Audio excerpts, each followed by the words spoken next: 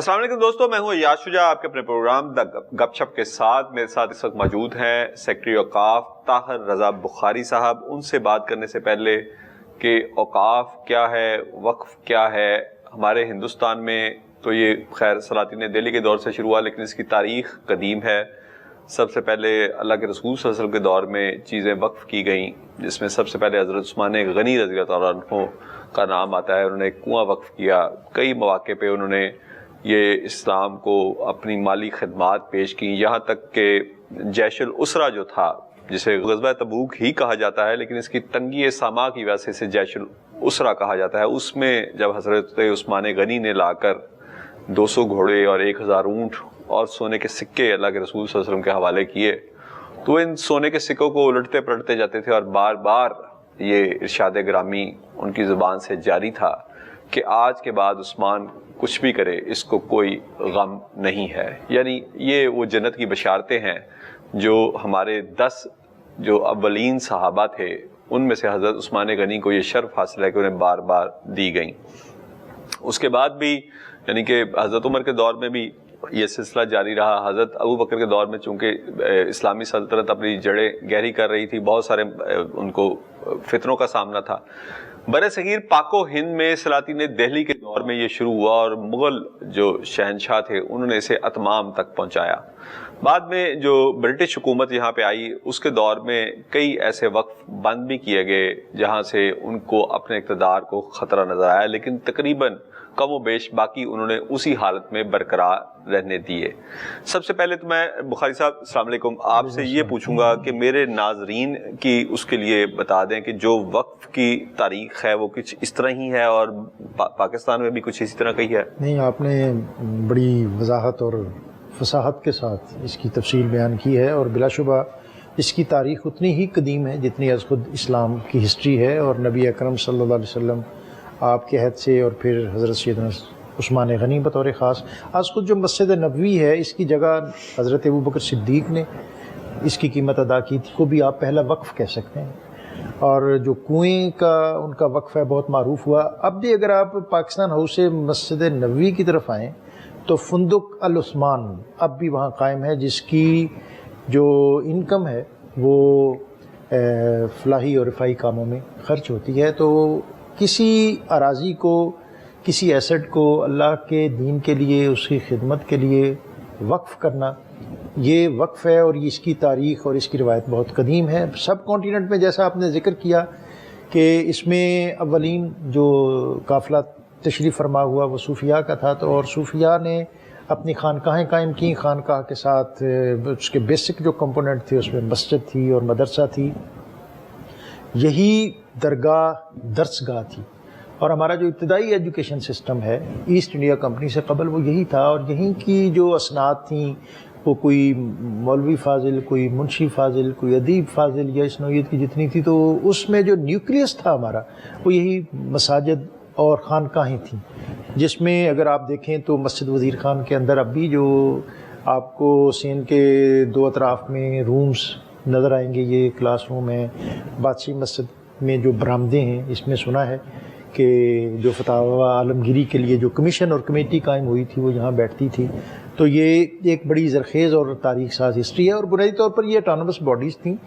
کہ اگر اس کو تھوڑا سا آپ وابستہ کر لیں کہ اس عہد کا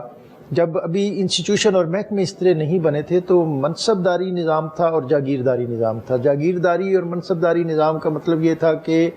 آپ کسی علاقے کے کسی بڑے آدمی کو کوئی ایک خاص کے تئیں اراضی دے دیتے تھے، اور اس کے عوض پھر گورنمنٹ ان سے خدمات لیتی تھی کہ آپ ایک فوج تیار کریں، آپ کے پاس اتنے گھوڑے ہونے چاہیے، آپ کے پاس اتنے اکوپمنٹ ہونے چاہیے۔ تو یہ ایک تصور تھا، اور میں اس کو خود انحصاری کا نظام بھی سمجھتا ہوں کہ لوگ اپنے وسائل پر رلائے کرتے تھے، اور اسی سے ایک پورا سب کانٹیننٹ کا جو سلاطین کا عہد ہے وہ ہمیں نظر آتا ہے۔ آپ نے مغل عہد کا ذکر کیا تو اس میں یہ چیز اپنے نقطۂ عروج اور نقطۂ منصبداری سسٹم یہ اکبر کا رائج کرتا تھا، اس سے پہلے جاگیرداری سسٹم کیا اس کو۔ بالکل۔ اچھا، ایک چیز مجھے اس میں تھوڑی سی مسنگ لگ رہی ہے جو آپ بات کر رہے ہیں، جو عباسی خلفاء کے دور میں بیت الحکمہ انہوں نے ایک بہت بڑی درسگاہ قائم کی لیکن اس درسگاہ کو جب تک ہلاکو خان نے 1258 میں آ کر نظر آتش نہیں کیا، وہ دنیا کی واحد اس وقت کی جدید ترین درسگاہ تھی جس میں آپ اسٹرالوجی پہ بھی پڑھا رہے تھے، جس میں آپ کیمیا پہ، کیمسٹری پہ بھی، فزکس پہ بھی، اور اسی طرح میتھ، سب کچھ وہاں پہ پڑھایا جا رہا تھا اور اپنے عروج پہ وہ پہنچ چکی تھی۔ بلکہ اس کے بعد مسلمان اگرچہ فوجی طور پر یعنی سلطنت عثمانیہ میں وہ اپنی معراج پہ پہنچے، لیکن ان کو اس گولڈن ایج نہیں قرار دیا گیا۔ جو ہسٹورینز ہیں وہ گولڈن ایج اسی بیت الحکمہ کو یا جو فال آف بغداد سے پہلے کا ایرا ہے اسی کو قرار دیتے ہیں۔ لیکن ہم جب بر صغیر پاک و ہند کا آپ مجھے ذکر کر رہے ہیں تو ہم دیکھتے ہیں کہ وہاں پر جو سلیبس ہے وہ بڑا پرانا اور بیکورڈ ہم اسے کہہ سکتے ہیں، کہ جب ان کے مقابلے میں یہ کلونیل پاورز آتی ہیں تو وہ چند ہزار فوجیوں کے ساتھ پورے ہندوستان پہ قبضہ کر لیتے ہیں۔ وہ میرا خیال ہے کہ جو تبدیلی کا عمل ہے، یا تو پھر جو اس کو قبول کر لیں، اور اگر آپ اس کو اس کا مقابلہ اور اس کے مطابق اپنے آپ کو ویل ایکوپ نہیں کرتے تو پھر جو بھی نئی چیز ہے وہ الٹیمیٹلی جو عالم ایجاد میں ہے صاحب ایجاد، اقبال نے کہا تھا کہ جو عالم ایجاد میں ہے صاحب ایجاد، ہر دور میں کرتا ہے طواف اس کا زمانہ، کہ جو نئی روشنی اور نئی رجحانات ہیں ان کو قبول کرنا پڑتا ہے اور یا اپنے آپ کو اس کے لیے تیار کرنا پڑتا ہے۔ پہلی بات آپ نے جو کی ہے کہ جو ہمارے سلیبس تھے، سلیبس بر صغیر کے اندر جو تعلیمی نظام آیا ہے یہ اسی راستے سے آیا ہے جس راستے سے اسلام آیا ہے، غزنہ سے۔ اور غزنہ جو ہے، آپ نے جو بیت الحکمہ کا ذکر کیا ہے تو اس کے بعد عثمانی ہے، اور اس کے پیرلل جو محمود غزنوی کا عہد ہے، جو غزنہ تھا یہ بھی ہب تھا اس کے دور میں، اس کے دور میں، اس سے پہلے یعنی ہلاکو اور منگولوں کی جب یہ چیرہ دستیاں ہوئی ہیں تو لوگ اور جو صلحاء، علماء، صوفیاء، وہ ہندوستان انہوں نے ترجیح دی غزنہ، اور غزنہ سے پھر یہ سب کانٹیننٹ، یہی جو درہ خیبر اسی راستے سے یہاں پہنچے ہیں۔ تو ہمارا اسلام داتا گنج بخش وہیں سے آئے، غزنی کا ہی ایک محلہ تھا حجویر، اور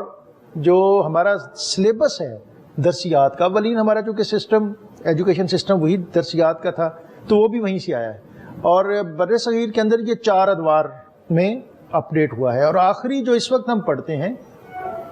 یہ 1748 میں ملا نظام الدین سہالوی، ان کی وفات ہوئی ہے، یہ اورنگزیب عالمگیر کا عہد ہے بالکل، اور یہ علماء فرنگی محل میں سے تھے، اور درس نظامی کی جو وجہ تسمیہ ہے یہ نظام الدین سہالوی ہے کہ اس نے اس کو مدون کیا، ایڈٹ کیا، اور یہ ایک درس نظامی ترتیب پایا، یعنی 80th سینچری کے مڈ میں انہوں نے یہ مدون کیا۔ اس کے بعد اس میں کوئی میجر چینج نہیں آئی۔ انہوں نے اس کو کچھ مثلا انہوں نے جو ایک میجر سبجیکٹ تصوف کا تھا اس کو اس میں سے ریڈیوس کیا، انہوں نے کہا کہ تصوف جو ہے یہ صوفی کی صحبت میں بیٹھنے والی چیز ہے، اس کے لیے عوارف المعارف اور نفات جامی اور جو ابن عربی اور کشف المعارف اس کو پڑھنے کی ضرورت نہیں ہے۔ اس نے، اگرچہ میں سمجھتا ہوں اور بعد کے صوفیاء نے بھی یہ کہا کہ یہ جو جیسے ہمارے ہاں ایک رائے ہے کہ کشف المحجوب ایک مشکل کتاب ہے، عام آدمی نہیں پڑھتا، چند صفحات پڑھنے کے بعد وہ خاموش ہو جاتا ہے، تو کشف المحجوب تصوف کی ٹیکسٹ بک ہے، اور ٹیکسٹ بک ہمیشہ ایک ٹیچر سے پڑھی جاتی ہے، اور نظام الدین اولیاء اپنی خانقاہ میں اس کو سبکن پڑھاتے تھے۔ یہ ایک انہوں نے تصوف کو میجر سبجیکٹ سے خارج کیا، اس کے میں سمجھتا ہوں کہ بہت زیادہ جو مضمرات ہیں، سائیڈ ایفیکٹ ہیں، وہ محراب و منبر پہ آئے، کیونکہ تزکیہ اور طہارت کے لیے صوفی اور اس کے ملفوظات کا پڑھنا ضروری ہے، کیونکہ تعمیر سیرت اور تشکیل کردار جب تک نہ ہو آپ اخوت، بھائی چارے، رواداری اور انسان دوستی ان جذبوں سے آشنا نہیں ہو سکتے۔ تو صوفیہ کے خانقاہوں کے ساتھ متصل جو تدریسی سسٹم تھا اس میں تزکیہ اور طہارت اور تدریس کا بہت اہتمام تھا۔ خود حضرت بابا فرید الدین مسعود گنج شکر، آپ باقاعدہ نظام الدین، حضرت خواجہ نظام الدین اولیاء کو آپ نے بہت سی چیزیں سبکن پڑھائیں، اگرچہ وہ جب آپ کے پاس آئے تھے تو وہ ان کو مولانا نظام الدین بحاس اور محفل شکن کہا جاتا تھا دہلی کے اندر، وہ دہلی میں ان کی بہت ریکگنیشن تھی، لیکن وہ کہتے ہیں کہ میرے اندر ایک کسک اور مجھے تڑپ اور کمی محسوس ہوتی تھی، اور وہ جو اقبال نے بھی کہا تھا کہ پڑھ لیے میں نے علوم شرق و غرب، روح میں باقی ہے اب تک درد و کرب، کہ ایک انہیں طلب تھی جس کے لیے وہ بابا فرید الدین کے پاس آئے۔ تو بابا فرید الدین نے کہا کہ اب نظام الدین تمہیں اب کچھ چیزیں مجھ سے بھی پڑھنی ہیں، اور آپ نے بہت سی چیزیں حضرت نظام الدین اولیاء نے عوارف المعارف آپ سے سبکن پڑھی اور دیگر بہت سی چیزیں پڑھی، احادیث کی کتابیں پڑھی، اور جب وہ وہاں سے رخصت ہوئے تو آپ نے فرمایا کہ میں نے تجھے علم عطا کیا، تجھے عشق عطا کیا اور تجھے بصیرت عطا کی۔ اب یہ اتنے اپنے اندر معنی اور مفاہیم رکھتے ہیں یہ لفظ کہ جب تک عشق کا گداز نہ ہو، جب تک آپ کے اندر فہم، فراست، بصیرت اور حکمت یہ چیزیں نہ ہوں تو وہ انقلاب آفرین شخصیت ترتیب نہیں پا سکتی۔ سب کانٹیننٹ کے اندر جو اتنا بڑا سماجی انقلاب میں سمجھتا ہوں کہ یہ بہت بڑا خطہ تھا، بنگلہ دیش اور سری لنکا اور افغانستان تک اس کی سرحدیں پھیلی ہوئی ہیں، اور ہندو جو ہیں یہ اپنے عقیدے میں بہت کروڈ اور بہت سخت ہیں، ان کی کایا کلب کرنا یہ ایک مشکل کام تھا۔ آپ نہیں سمجھتے کہ یہ اس وقت تو یہ ایک بڑا ایک ان کا تھا، آج بھی ہم مانتے ہیں کہ یہ ان کا ہی کام تھا کہ یہاں پر جو اندھیرا تھا وہ اجالے میں بدل گیا، لیکن اس کے بعد یہ ایک اس کا شکار ہو گیا، جمود کا شکار ہو گیا، بلکہ بہت ساری ہم یہ کہیں کہ انہوں نے جو انوویشنز یا جو زمانہ بدل رہا تھا اس کے مطابق خود کو نہیں بدلا، اور جس کی وجہ سے پھر بالآخر ہمیں بہت پیچھے جانا پڑا، اور بلکہ جس خلافت سے ہم خلت اور نائز کرواتے تھے مغل اپنے آپ کو، آخر کار مصطفیٰ کمال نے اس خلافت کا بھی خاتمہ کیا اور وہاں سے تمام تکیے اور جتنے بھی وہاں پہ درگاہیں تھیں ان کا بھی خاتمہ کر دیا۔ دیکھیں، ایک ہے انفراسٹرکچر اور ایک ہے کسی چیز کی روح۔ میں اس بات کا تو اعتراف کرتا ہوں کہ جو تصوف اور روحانیت کے سلاسل تھے وہ اس سب کانٹیننٹ میں اور دنیا کے مختلف خطوں میں ان کی جو خدمات ہیں وہ از حد لائق تحسین ہیں، اور اقبال نے جو ریکنسٹرکشن آف ریلیجیس تھاٹ میں اس بات کا ذکر کیا تھا، اس نے کہا تھا کہ دنیا کے دو خطوں میں بیک وقت مسلمان وارد ہوئے، ایک بر صغیر اور ایک اسپین، اور ایک طویل عرصہ دونوں جگہوں پہ حکومت کی، اور جب اسپین میں ڈاؤن فال ہوا تو مسلمان ہمیشہ کے لیے ختم ہو گئے۔ سب کانٹیننٹ میں جب اقتدار ختم ہوا مغلوں کا جو آخری عہد تھا تو مسلمان ختم نہ ہوئے، اس لیے کہ یہاں صوفی کی خانقاہ موجود تھی، اور اس کو جو اورینٹلسٹ ہیں انہوں نے بھی بہت انڈورس کیا ہے کہ مسلمانوں کا جو سیاسی زوال جہاں آیا وہاں یہ خانقاہیں ان کی سپورٹ کے لیے پہنچ گئیں۔ یہ انسٹیٹیوشن سوسائٹی کے اندر اس کی بہت گرپ تھی اور بڑی ڈیپتھ تھی، اور میں سمجھتا ہوں کہ شاید ہی کوئی ایسا گھر ہو، اس لیے کہ یہاں کے لوگ سارے نو مسلم ہیں، تو انہوں نے کسی نہ کسی صوفی کے ہاتھ پر ہی اسلام قبول کیا ہے۔ اس میں کوئی خلاف نہیں ہے، لیکن اس سے ہٹ کے بھی میں آپ سے بات کروں گا کہ موجودہ عصر حاضر کے تقاضوں سے آپ کس طرح سمجھتے ہیں کہ جو درس گاہیں ہیں وہاں پہ جو ہم درس نظامی دے رہے ہیں وہ کیا ان کا مقابلہ کر پائیں گی یا نہیں؟ لیکن آفٹر شارٹ بریک۔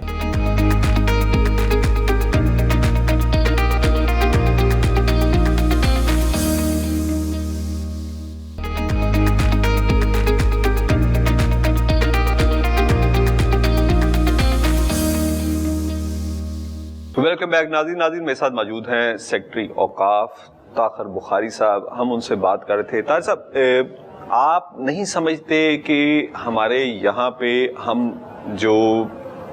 بالکل یعنی کہ روح کی غذا تو بالکل ہے تصوف، لیکن موجودہ ہم دنیا میں بہت پیچھے رہ گئے ہیں تعلیمی اعتبار سے دیکھیں تو اب تو یہ عالم ہے کہ اگر یہاں کوئی ڈاکٹر بن کے جاتا ہے، یعنی کہ اب ہم میں آپ کو اپنی جو ہماری تعلیمی درسگاہیں جو انگریزوں کی ہی قائم کی ہوئی ہیں تو اس کو دوبارہ جا کے وہاں پہ یہ کرنا پڑتا ہے۔ کس طریقے سے آپ سمجھتے ہیں کہ ہمارے مدارس جو ہیں ہم کیسے ان کو اپ گریڈ کر سکتے ہیں؟ یعنی کہ ابھی تک جو ہم درس نظامی پڑھا رہے ہیں، میں بالکل مانتا ہوں کہ یہ علم ہے، دین کی روح سے یہی علم ہے، لیکن ہمیں کسب بھی تو چاہیے نا، کیونکہ ہم اسلام مغلوب ہونے کے لیے تو نہیں آیا، وہ تو دنیا پہ حکومت کرنے کے لیے آیا، اور اللہ کے رسول صلی اللہ علیہ وسلم تو خود میدان میں جا کر تیر اندازی، تلوار بازی اور گھڑ سواری کی مشق کروایا کرتے تھے اور ان سے کشتیاں کرواتے تھے، تو اس وقت تو یہی سب سے جدید دور حاضر کا ہتھیار تھے۔ لیکن ہم آج دیکھیں تو ہمارے جو مدارس ہیں وہ بہت پیچھے ہیں، اور اگر ان کے مقابلے میں ہم دیکھیں لمز، بیکن ہاؤس وغیرہ، وہ بہت آگے جا رہے ہیں۔ اصل میں اسپیشلٹی کا دور ہے، تو میں سمجھتا ہوں کہ دینی جو تدریس کا نظام ہے جس کو ہم درس نظامی کہتے ہیں، وہ اپنے مقاصد اور اہداف کے حوالے سے وہ کچھ تھوڑی سی امپرومنٹ کے ساتھ وہ اپنی جگہ پہ پوری طرح وہ نتائج دے رہا ہے جو ان کو دینے چاہیے. اگر آپ اس کا مقابلہ کرتے ہیں، ایک تو ہمارا ایجوکیشن سسٹم ہے جو ہمارے مروجہ سرکاری اداروں میں ہے، اور ایک اس کے ساتھ آپ گرامر اسکولوں کا دے رہے ہیں، تو بہت سے مضمرات اور بہت سے اعتراضات آج گرامر اسکولوں پر ہیں، اور جن اداروں کے آپ نام لے رہے ہیں ان پہ ہے. آج دنیا کے اندر جو سب سے بڑی تعداد جو ہو رہی ہے وہ ایتھیسٹ کی ہو رہی ہے، الحاد کی ہو رہی ہے. آج کرسچینٹی اگر پہلے نمبر پر ہے اور دنیا کے اندر مسلمان دوسرے نمبر پر ہیں، تو ان دونوں کے درمیان ہی کہیں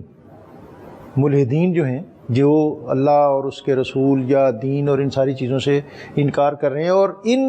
یہ ساری چیزوں کی گروتھ جو ہے اس وقت سب سے زیادہ، وہ ہمارے وہ ادارے ہیں جہاں ہم اپنے بچوں کو صبح بہت اچھے انداز میں صاف ستھرا سنوار بنا کے چھوڑتے ہیں، اور یہ خیال لے کے آتے ہیں کہ ہم نے شاید ان کو محفوظ ہاتھوں میں دے دیا ہے.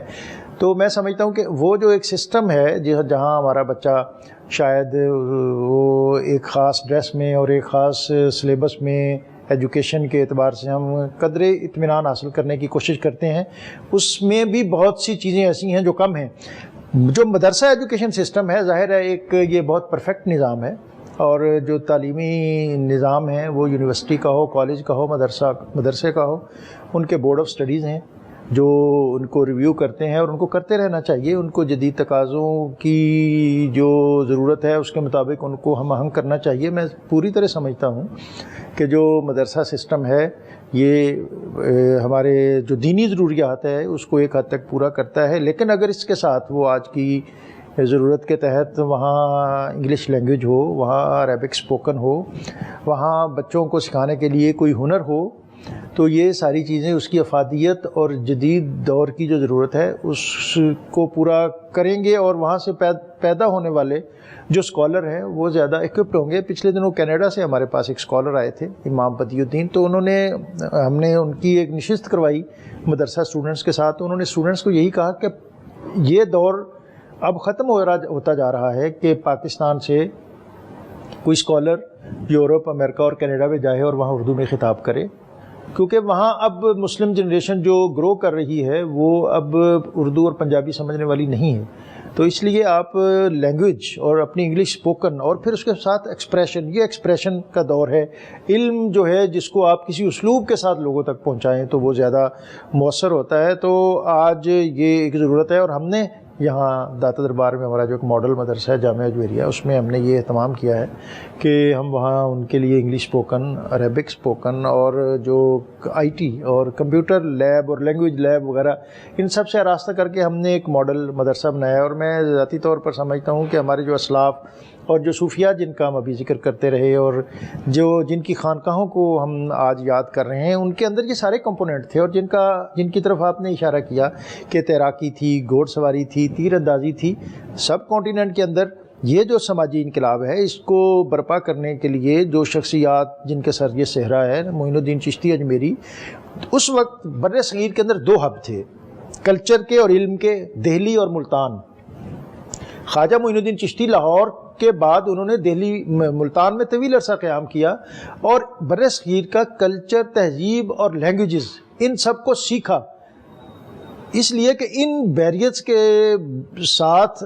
ان رکاوٹوں کے ساتھ آپ لوکل کمیونٹی سے انٹریکٹ کرنا آپ کے لیے مشکل ہے. لیکن بخاری صاحب اس میں تھوڑا سا اختلاف، اگر آپ اس کو دیکھیں کہ یہ ایرا ایسا تھا کہ شاید یہاں پر 1 یا 2% بھی مسلمان نہیں تھے.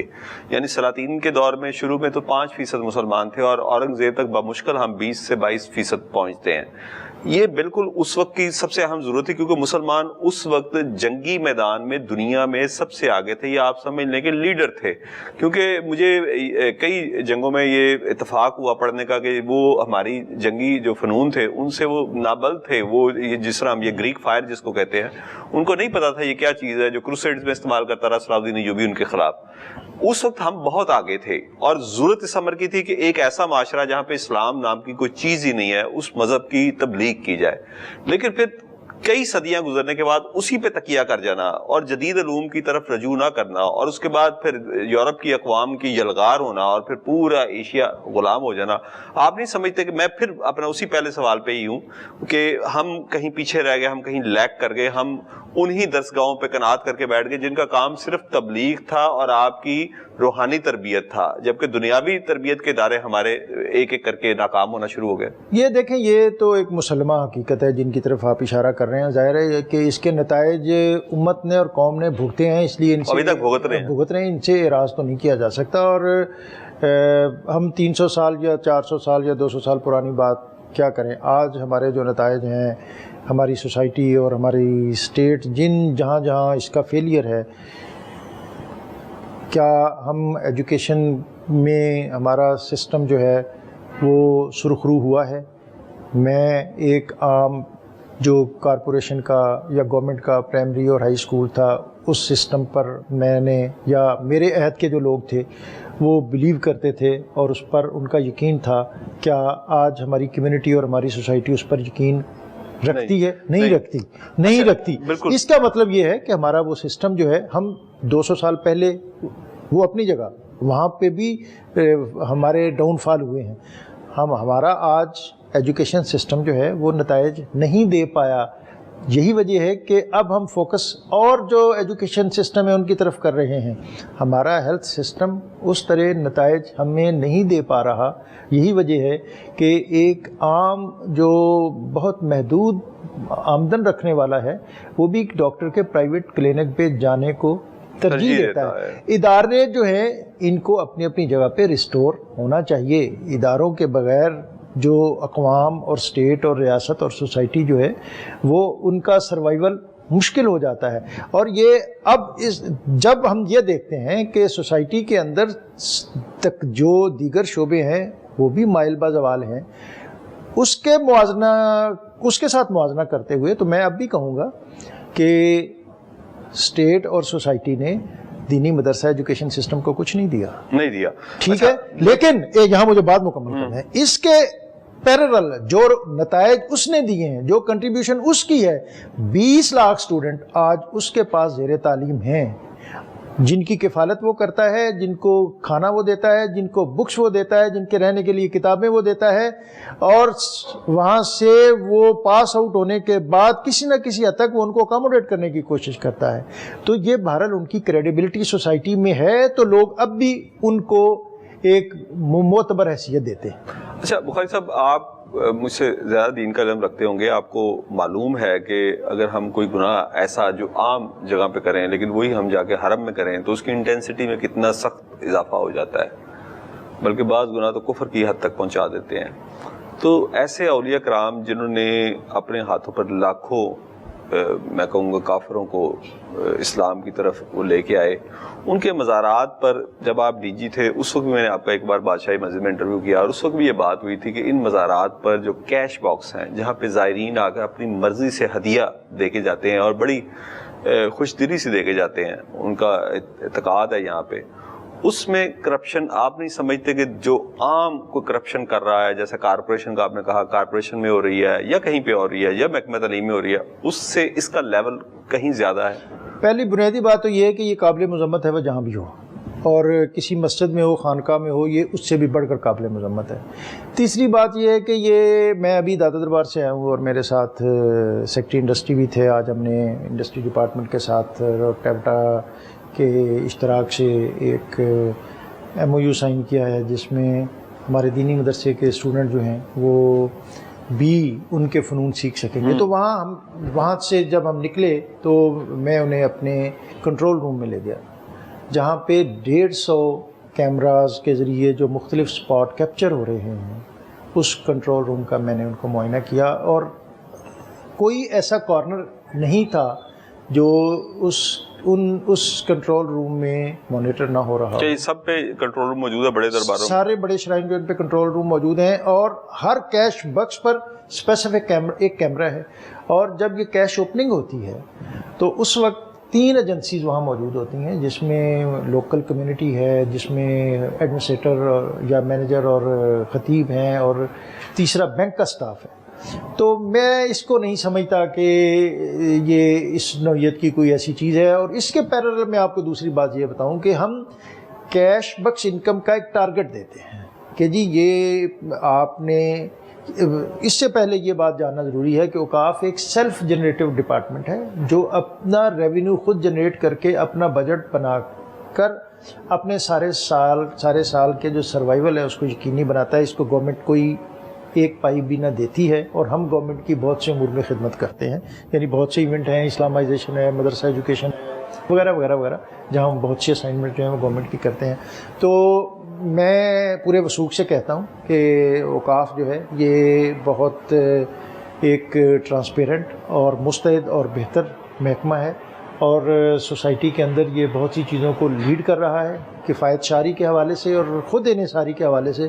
یہ ایک ایسا ماڈل ہے جس کو اس وقت ہماری قوم، ہمارا ملک جس مالی بحران میں ہے، اس میں اگر وہ اس کو ماڈل بنائیں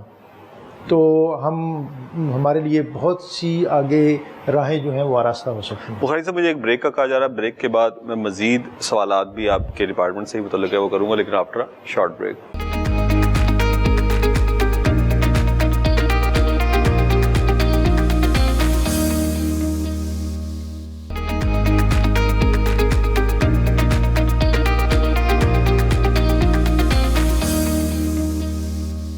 ویلکم بیک ناظرین میرے ساتھ موجود ہیں طاہر رضا بخاری صاحب، سیکرٹری اوقاف. ان سے ہم بات کر رہے تھے.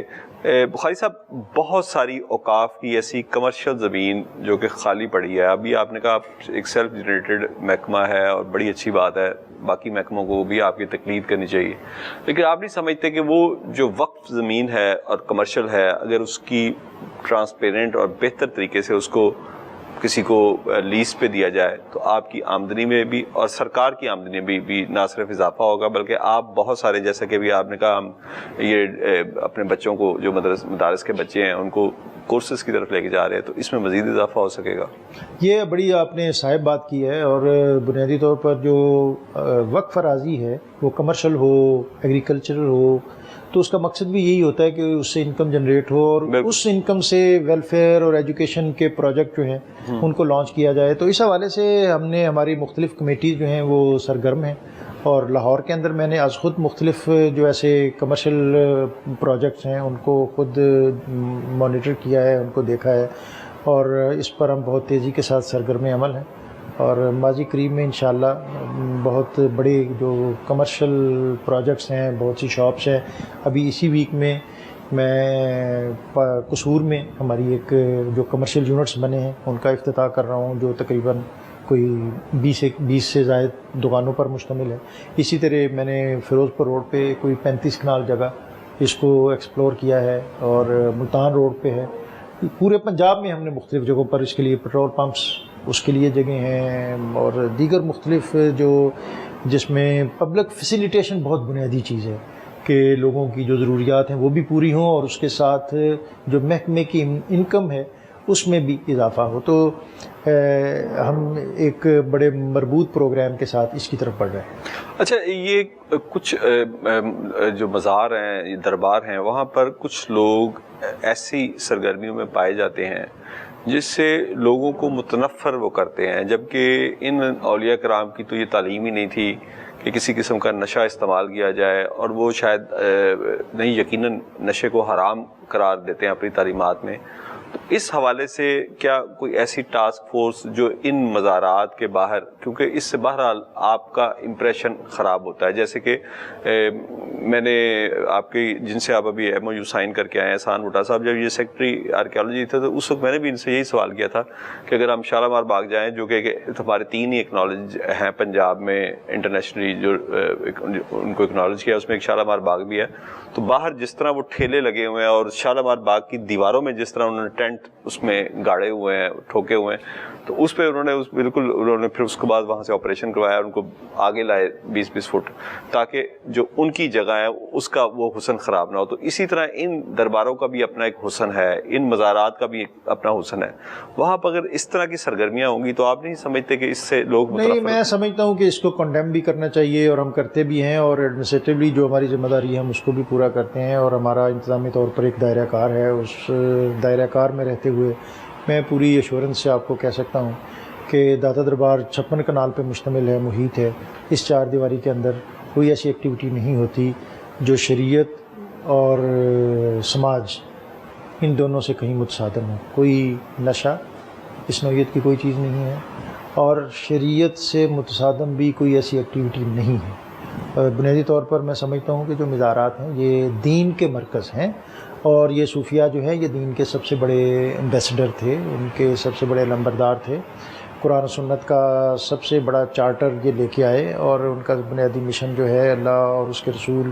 اور اسلام کی تعلیمات کا ابلاغ تھا. اور آج بھی یہ جگہیں جو ہیں ان کی تعلیمات اور ان کی شخصیت اور ان کے افکار اس کی عکاس ہونی چاہیے. اور ہمارا محکمہ جو ہے یہ اس کا مینڈیٹ ہے اور اس پر لازم ہے کہ یہ ان سب چیزوں کو انشور کرے، اور ہم اس کو ایسا کرتے ہیں. لوگ مختلف نوعیت کی ان کے ہاں شبہات ہیں کہ شاید وہاں لوگ سجدہ کرتے ہیں یا وہاں کوئی شرک ہوتا ہے. نہیں، میرا جانے کا اتفاق ہوا تھا. یہ شالامار باغ کے قرب میں ہی ایک دربار ہے، میں نام نہیں لوں گا کہ دل آزاری نہ ہو، جو ماننے والے ہیں جو وہاں پر میں نے کافی یہ اس طرح کا ماحول دیکھا تھا کہ وہاں پہ کافی نشے کا استعمال اوپنلی ہو رہا تھا، اور میں نے سمجھا کہ جی وہ یقیناً آپ ٹھیک کہہ رہے ہوں گے، لیکن اس میں اگین وہی بات کرتا ہوں کہ جو ہمارا انتظامی دائرہ ہے بعض جگہیں ایسی ہوتی ہیں کہ جو بالکل کھلی ہیں، اتنی کھلی ہیں کہ ان کی کوئی حد ہی نہیں ہے، کوئی حدود نہیں ہے. تو اس میں ایڈمنسٹریٹولی بعض اوقات کوئی دقت ہو سکتی ہے. ادروائز ہم اپنے جو دائرہ کار میں ان چیزوں کے نفوذ کی پوری ایفرٹ کرتے ہیں اور کوشش کرتے ہیں، اور ہم ان چیزوں کو انشور بھی کرتے ہیں. اور اس میں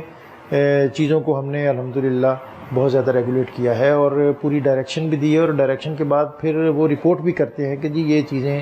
ایکوریٹ ہیں اور جو گورنمنٹ کے اور اوقاف کے SOPs ہیں ان کے مطابق صحیح چل رہی ہیں. اب کچھ آپ کی ذاتی زندگی کے حوالے سے بات میں کرنا چاہوں گا کہ میں نے آپ کو بطور DG بھی دیکھا، اب ماشاءاللہ بطور سیکرٹری. میں نے محسوس کیا کہ آپ اپنی جو سرکاری ذمہ داری ہے وہ آپ کی شخصیت پہ بھی کہیں نہ کہیں اثر انداز ہو رہی ہے. تو کیا آپ بھی میری طرح ہی ایک عام زندگی گزار رہے ہیں؟ جس طرح کہ میں میوزک بھی سنتا ہوں، میں کسی وقت ٹی وی بھی دیکھ لیتا ہوں کبھی وقت ملے تو، لیکن میں دیکھتا ہوں کہ آپ کی ذاتی زندگی پہ بھی آپ کی سرکاری مصروفیات اثر انداز ہوتی ہے. تو کیا اتنا وقت ہوتا ہے کہ آپ کی ذاتی زندگی آپ ایک عام شخص کی طرح گزار سکیں؟ وہ برنارڈ شاہ نے کہا تھا کہ خواہش قلبی اور فرائض منصبی اکٹھے ہو جائیں تو خوش قسمتی ہوتی ہے. تو میرا جو جس نوعیت کا کوئی ذوق ہے، میری منصبی ذمہ داری بھی ویسی ہی ہے. تو میں اگر کوئی بھی کام کر رہا ہوں، خواہ میں صبح واک کرتا ہوں اور خواہ میں ٹی وی دیکھتا ہوں، اخبار پڑھتا ہوں یا کوئی اور بک دیکھتا ہوں، لوگوں سے ملتا ہوں، تو مجھے ہر جگہ سے میں کوئی نہ کوئی چیز کشید ایسی کرتا ہوں کہ جو انرجائز کرتی ہے میری جو منصبی ذمہ داری ہے. تو معمول کی میری عام اسی طرح کی زندگی ہے، اور میں ایک پارٹیسپیٹو مینجمنٹ پر یقین رکھتا ہوں. میں کوئی اتھارٹیٹو آدمی نہیں ہوں، اور نہ میں سمجھتا ہوں کہ آج کے دور میں اس طرح کا طرز عمل کسی کامیابی کا پیش خیمہ ہو سکتا ہے. لوگوں کو ساتھ لے کے چلنا چاہیے، لوگوں کے ساتھ گھل مل کے رہنا چاہیے. اچھا خیال کسی 7ویں اسکیل کے آدمی کو بھی آ سکتا ہے، ضروری نہیں ہے کہ گریڈ 20 کے ذہن میں جو خیال اترے ہوئی کوئی نادر اور عمدہ ہو سکتا ہے. تو لوگوں کے ساتھ عام آدمی کی طرح ملنا اور رہنا چاہیے. آپ کے کام جو ہیں وہ لیڈنگ ہونی چاہیے، اور جو لیڈر ہے وہ محنت اور مشکل وقت میں سب سے آگے ہوتا ہے اور انعام لینے میں سب سے پیچھے ہوتا ہے.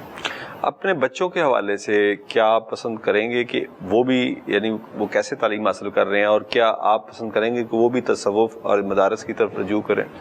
وہ ہمارے یہاں ایک الولد سر لابیہ، یہ ایک مثل ہے، شاید حدیث بھی ہو کہ بیٹا جو ہے اس کے وہ اپنے باپ کی اس کے اندر خصائص لاشعوری طور پر موجود ہوتے ہیں. تو اگر آپ نماز پڑھتے ہیں تو آپ کو یہ کہنے کی بیٹے کو ضرورت نہیں پڑتی کہ آپ بھی نماز پڑھا کرو. اور حضرت امام جعفر صادق کا یا حضرت علی مرتضیٰ کا قول ہے، کوئی شخص تبلیغ کے لیے روانہ ہو رہا تھا تو اس نے کہا کہ جی میں جا رہا ہوں تبلیغ کے لیے. تو آپ نے فرمایا کوشش کرنا تجھے زبان سے کچھ نہ کہنا پڑے، کہ لوگ تجھے دیکھ کے. تو میں سمجھتا ہوں کہ گھر کے اندر آپ کا جیسا ماحول ہوتا ہے، بیٹی جو ہے وہ اپنی ماں کو بہت زیادہ فالو کرتی ہے، بیٹا جو ہے لاشعوری طور پر اپنے باپ کو بہت فالو کرتا ہے، کاپی کرتا ہے. تو یہ تھوڑی تھوڑی ساری چیزیں میرا بیٹا جی سی میں پڑھتا ہے، تو میں جمعرات کو داتا دربار جاتا ہوں، تو وہ اپنی ٹائمنگ میں خیال رکھتا ہے کہ انہوں نے صبح سیدھے داتا دربار جانا ہے، تو وہ کالج یا یونیورسٹی جانے سے 10 منٹ پہلے تیار ہو جاتا ہے کہ جی میں بھی پہلے حاضری دے کے پھر یونیورسٹی چلا جاؤں گا۔ تو میں سمجھتا ہوں کہ یہ دنیا کے اندر جو انسان کی کامیابیاں ہیں اس میں بہت زیادہ رول باطنی امور کا ہے، جو آپ کی ظاہری محنت اور تعلیم ہے وہ بھی امپیکٹ اور ایفیکٹ کرتی ہے ان سارے مراحل اور مدارج کو طے کرنے میں، لیکن کچھ چیزیں ایسی ہوتی ہیں کہ جو خوابیدہ ہوتی ہیں، جن کا آپ کو پتہ نہیں ہوتا،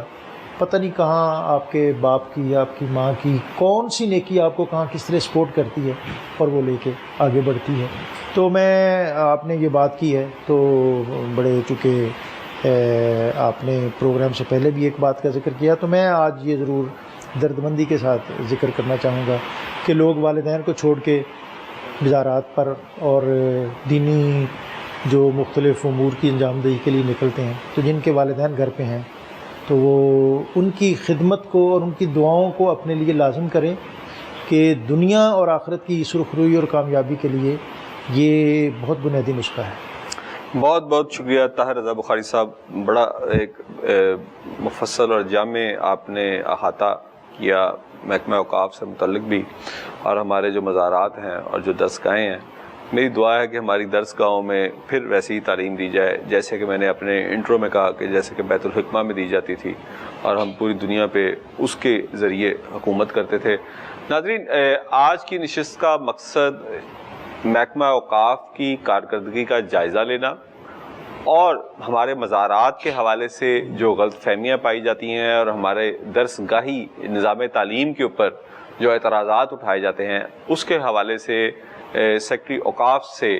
یہ جاننے کی کوشش کرنا تھا کہ کیا ہم اس میں کوئی نئی جدت، کوئی امپروومنٹ لا پا رہے ہیں اور اس میں ہم کب تک کامیاب ہوں گے۔ اس حوالے سے یہ نشست تھی، آئندہ بھی یہ نشستیں ان سے جاری رہیں گی۔ اپنے دوستوں اور رشتہ داروں کا خیال رکھیے گا۔ اللہ حافظ۔